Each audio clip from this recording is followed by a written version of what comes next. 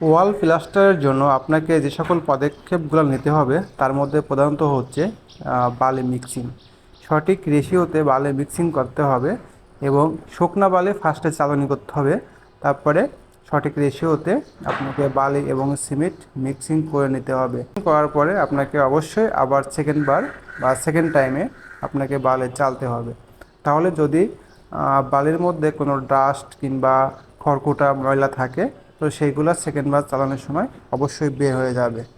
তো দেখুন আমাদের মিস্ত্রিরা ঠিক তেমনই করছে। আমরা ফার্স্টে শুকনো বালি চালনি করছি, তারপরে সেকেন্ড পর্যায়ে আবার মিক্সিত বালি সিমেন্ট এবং বালি মিশ্রণকৃত বালি আবার পুনরায় চালনি করতেছি, যাতে বালির মধ্যে কোনো রকম ডাস্ট না থাকে। তাহলে কি হবে, এইগুলা প্লাস্টার হইলে প্লাস্টারের মসৃণটা সুন্দর এবং মসৃণ হবে, হ্যাঁ, দেখতে ভালো লাগবে এবং যথেষ্ট পরিমাণ ভালো হবে। তো আপনারা যখন প্লাস্টার করবেন তো প্লাস্টারের পূর্বে অবশ্যই বালিগুলা ফার্স্টে শুকনো বালি চালবেন এবং সিমেন্ট এবং বালি দিয়ে মিশ্রণ করে আবার পুনরায় চালবেন।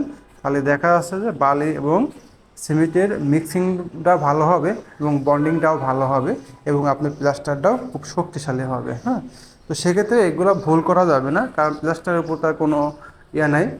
প্লাস্টার যদি যথেষ্ট ভালো হয়, প্লাস্টার ভালো হলে আপনার পেন্টিং ভালো হবে বা আপনার বিল্ডিংয়ে টেকসই হবে।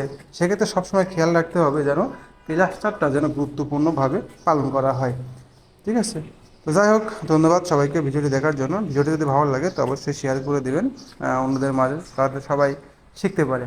তো এটা কিন্তু কখনো অবহেলা করা যাবে না, প্লাস্টারের সময় কখনো অবহেলা করা যাবে না যেন বালি মিক্সিংয়ের ক্ষেত্রে। তাহলে দেখবেন যে অল্প দিনে দেখবেন আপনার প্লাস্টারের মধ্যে যদি ময়লা থাকে খড়টা থাকে, প্লাস্টারের ফিনিশিং তো মসৃণ হবে না, ভালো হবে না, বরং অল্প কয়েকদিনের মধ্যে দেখবেন যে ওয়াল ড্যামেজ হয়ে প্লাস্টার ঝরে যাচ্ছে বা লোনা ধরে যাচ্ছে, বিভিন্ন প্রকারের সমস্যা হইতে পারে। তো সেক্ষেত্রে সবসময় সতর্ক থাকবেন যেন প্লাস্টারের বালিগুলো অবশ্যই দুইবার করে চালনি করা হয়। তো ভিডিওটি ভালো লাগলে সবাই শেয়ার করে দেবেন। আজকের মতো